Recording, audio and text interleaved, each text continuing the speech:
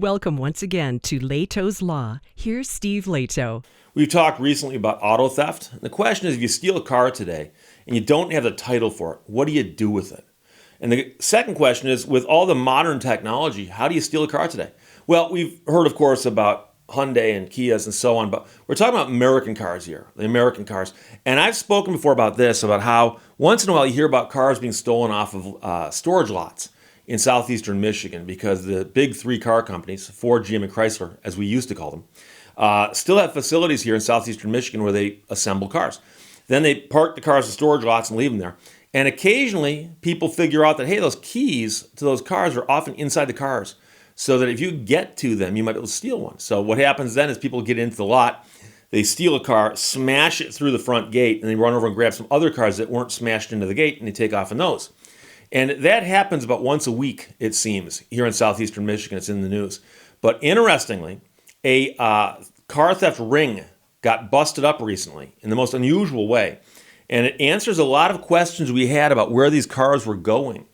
Postal worker holdup leads to muscle car theft ring arrests. Corey Williams wrote this for the Associated Press. Thieves are using cloned key fobs to steal Dodge muscle cars and other high-powered vehicles directly from dealerships and even automakers in Michigan, then selling them for tens of thousands of dollars less than their value, according to authorities and court records. For one Ohio-based theft ring, it all came crashing down after a January holdup of a U.S. postal worker led authorities to connect several men to brazen car thefts in the Detroit area, long home to the country's biggest automakers, including Dodge, which is now owned by international conglomerate Stellantis. And pro tip, when people get robbed and they call the police will come out and do what they can. When a postal worker gets robbed, they notify the authorities, and it's a federal entity that will investigate. So you don't want to rob a postal worker. Again, pro tip. Investigators then discovered that new Chargers, Challengers, Durangos, and Ram pickups worth $50,000 to $100,000 each were turning up in Ohio, Indianapolis, and East Coast shipping ports after being sold on the street for $3,000 to $15,000 each, according to a criminal complaint. We can guess that the East Coast shipping ports were involved here because people want to get these cars out of the country, where it might be easier to put them on the streets in another country without having the correct paperwork, okay? Thieves in the Detroit area are primarily going after Dodge vehicles with Hellcat engines, and why wouldn't they? Those are the fast ones, according to a sergeant with the Macomb Auto Theft Squad. Macomb County is a county just north of Detroit. They often refer to Wayne, Oakland, and Macomb counties as the tri-county area. Wayne County is where Detroit is, and Oakland County is just north of that, where I spend a lot of my time. If a patrol car gets them, they're not stopping, and they're faster than patrol cars. They're 150 miles per hour all day, he said. So what happens is, someone reports one of these cars stolen. The police go, oh, there it goes. And they pull out after it, and it gets away. Instead of stealing them off the street, they're driving them straight off dealership and assembly plant lots. Just this year, about a half a dozen, primarily Dodge Ram TRX pickups, were taken from a lot outside an assembly plant in Macomb County. And Ford's also been hit a few times as well, but a lot of them appears were these Stellantis vehicles. After security measures were stepped up at some lots of Dodge vehicles, more than a dozen Ford F-150 Raptor pickup trucks were swiped from a plant lot in June in suburban Dearborn, which is in Wayne County. More than a dozen Ford Mustangs were stolen in early September from the automaker's assembly plant in Flat Rock. Thieves have targeted Dodges by using handheld electronic pro pads, a locksmith tool that can clone keys by plugging into interior ports in the vehicles, according to the federal complaint in the Ohio case. Authorities weren't looking for stolen vehicles when they stopped a man on January 31st after a postal worker in Shaker Heights was robbed at gunpoint of a mailbox key. Court records show that a search of that man's car and then his home turned up not just stolen mail, bogus checks, credit cards, debit cards, and a Ram pickup, a Range Rover SUV, and a Dodge Hellcat, all stolen. So he and others were indicted in federal court in Ohio in June. Several of them were charged with conspiracy and interstate transport of stolen vehicles. Again, getting back to those of you who watched shows like, Hawaii Five-0 or perhaps even, I don't know, The Untouchables. If you cross state lines, it's going to get complicated. And here we have the interstate transport of stolen vehicles. A few of them are also charged with mail theft, and their trials are scheduled for next year. Now, one of their attorneys declined comment. The Associated Press left email and phone messages seeking comment from the other attorneys. One man told the FBI that he and another had been in contact through Instagram with people in the Detroit area to get stolen vehicles, according to the complaint. He said those thieves were also selling to buyers in other areas, including Chicago and Indianapolis. Videos posted on social media show how the high horsepower vehicles outpaced and evaded police. A judge stated in a detention order that the man drove a 2022 Dodge Challenger valued at $95,000 at 120 miles per hour down Ohio's State Route 2 on a Sunday evening in February, which to many people sounds like just a good old Sunday afternoon drive, but technically that's illegal. Spike strips were eventually needed to remind him that the law required him to comply with police orders. The judge wrote in an opinion. About 2 years ago, police in Ohio's Ottawa County began noticing the vehicles blasting along Route 2. The sheriff's office got calls about reckless driving, a captain said. These cars are doing 140 to 150. All have the Hellcat engines. We had a lot of pursuits, but we did not catch them all. Some of them will get away. Investigators learned the vehicles mostly are being stolen in the Detroit area and taken to Cleveland. Some were destined for Memphis also. So he said, we started working with Stellantis in early 2022. They would call us and tell us we have these cars missing. Meanwhile, Stellantis declined to comment because this is one they really can't win on. There's nothing they can say that's going to help them, so just don't comment.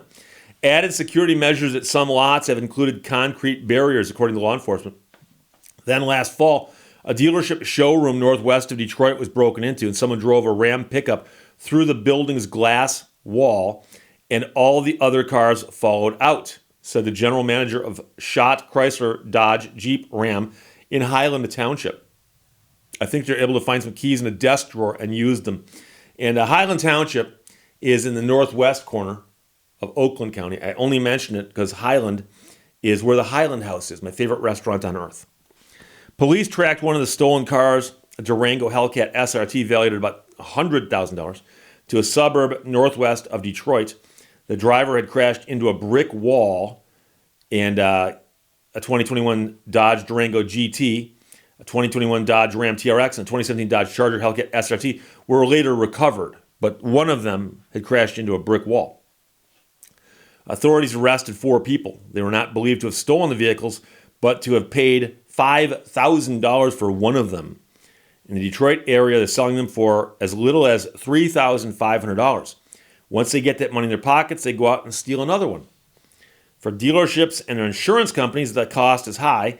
Even recovered vehicles can't be sold for what they were once worth. One man said his dealership came up with an old school solution, parking boots. They're actually booting cars on their own lot. He said, it's a deterrent that works amazingly. We put boots on all the Hellcats. Hellcats are wearing boots. Now, an interesting comment in there caught my attention because it says here that even recovered vehicles can't be sold for what they were once worth. And I got news for you. Why not? And I know some of you say, Steve, car, once it's stolen, you can't sell that car as new. Yeah, you can. In Michigan, you can.